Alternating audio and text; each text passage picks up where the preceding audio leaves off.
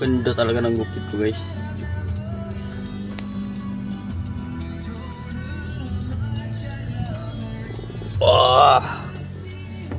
Alas 7 na. Di pa lumabas yung estudyante. Kasi pag hindi talaga ako umakyat dun sa taas para mag-doorfill, para kunin yung susi, ang tagal makalabas na, no. Siguro tulog to si o hindi siguro nag-a-alarm to si yung boss ko. Alas 7 na, 7:30 yung pasok, mag-alas 7 na, hindi pa lumabas sa wala pa, nandito pa ako sa sa lobby. Wala pa. Madali na naman ito mamaya. Sigurado yun. Kasi yung susi kasi hindi ko inakyat kasi wala din, hindi din isi-share. Late din mo isi-share. Yung susi iniwan ko lang sa parking attendant. Tapos nag-text ako na go home na ba ako, sir. Already, yung anak niya already nasa Lenin. Yun, sabi niya 6:30 ako pasok. 6:20 nandito na ako sa labas ng lobby para advance. Mag-alas 7 na hindi pa nalabas. 7:30 yung pasok nun. Siguro sarap siguro tulog nun. Magmamadali na naman yun mamaya. Quick. Buti kung hawak natin yung traffic. Late yan sigurado, mag-alas 7 na. 6:58 na. Itatakbuhin pa naman dun, 30 minutes tatakbuhin. Buti lang kung walang traffic. Guys, hintayan lang tayo mga guys. Wala pa. 7:30 pasok sa school nun. 6:58 na. Still lang.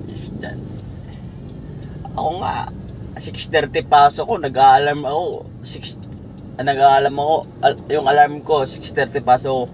Yung alarm ko 4:30. Gising na ako yan 4:30 kasi magsasaing pa ako, tapos maliligo. Yun ginagawa ko. Pagkasaing ko, balik muna, idlip muna ako mga 30 minutes. Balik ko tulog 30 minutes habang umukulo na yung sinaing. Mahinang apoy na lang yun. 30 minutes mo ako pedlip-idlip. Balik sa higaan. After nun, 30 minutes, pag magfa 5 na, 5:10, yun, ligo na ako nyan. Maliligo na ako. Ligo, bihis. Saglit na naman ako maligo eh. Wala pang 5 minutes tapos na ako maligo eh. Saglit lang, basa, sabon, shampoo, tapos, bihis. Mag-prepare ng baon. Tapos nyan, siyempre, pagwapo muna, di ba? Kailangan mga pagwapo, Pagdating ng mga 5:50, lakad na ako nyan. Para pagdating yun sa parking, alas 6, kunting painit ng sasakyan, mga 6:20, batsi na ako nyan sa parking. Punta na ako sa labas ng lobby nyan para waiting. Minsan kasi 6:30 yung labas talaga nun eh. Ngayon mag-aalas 7 na. Try ko nga tawagan kaya to. Mag-aalas 7 na guys. Isang beses na late yan. Hindi rin nagising. Tinanong ko bakit siya late. Sabi niya na fall asleep daw siya. Alas 9 na hinatid ko sa school. Mag-alas 9 na. Sabi ko, wala. Si Mano kasi, mag-gadget kasi. Wala sila, oras naman nila yun eh. Buhay naman nila yun. Driver lang tayo. Kailangan natin hintayin talaga. 15 lang ngayon, no? 15 lang ngayon guys sa sahod. Sana may bigay yung sahod natin mamaya kasi puro na tayo utang. Tawagan ko na kaya. Nanguwuri na ako nito eh. Baka si sir kasi baka nakainom yun kagabi. Patay. Wala pa oh.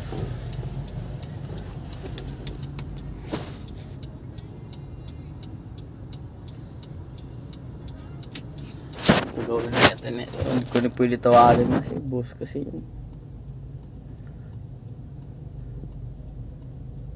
Pag gano'n kasi, pag nauna kaming nauwi kagabi na alas 8 eh. Nauna kami nauwi, wala pa yung isang sasakyan, si sir may dala nun eh. Hindi ko pwede iakyat yung susi doon, hindi ko pwede ibigay sa anak niya. Iwan kung sa akin itatago ko o kaya ibibigay ko sa parking. Yun yung rules namin. Kagabi nauna kaming dumating bago. Wala pa yung isang sasakyan. Wala sa 8:30. Yung ginawa ko, binigay ko sa parking, atindan yung susi, umuwi ako. Kasi pag kasi minsan pag andun yung susi sa taas, inaakyat ko. Halimbawa 6:30 pasok ko. Nagdo-doorbell niya ako niyan mga 15 minutes pa bago mag 6:30, mga 6:15. I-doorbell ko na yun para kasi yun yung pag mag-doorbell ako, yun pa yung paggising nila, yun pa yung gising nila. Diyan pa sila gigising, diyan pa sila maggagayak, prepare. Parang nasanay na doon, ganun ginagawa ko.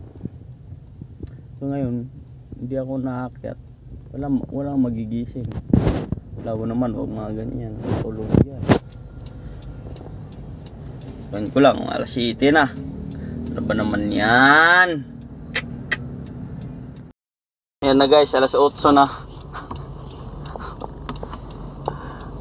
Oh my god.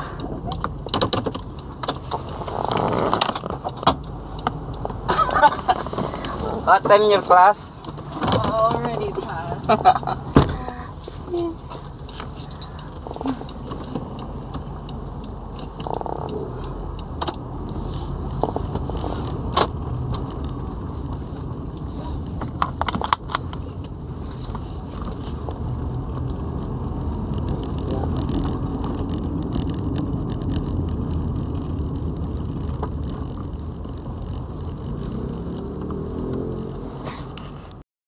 Guys, mga alas 12 na.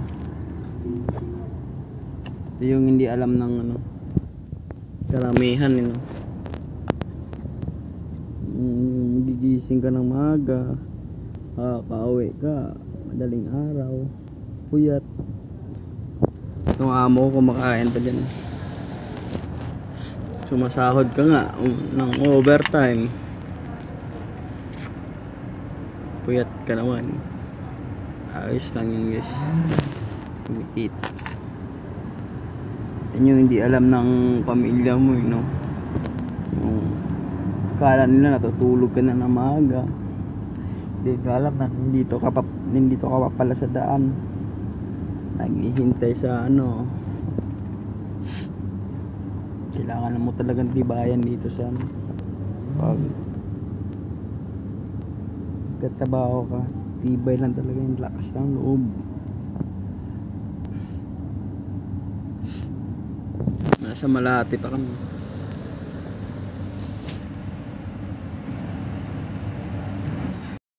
Yun guys, kakauwi lang. Ay, tubig tsaka bigas. Alauna na.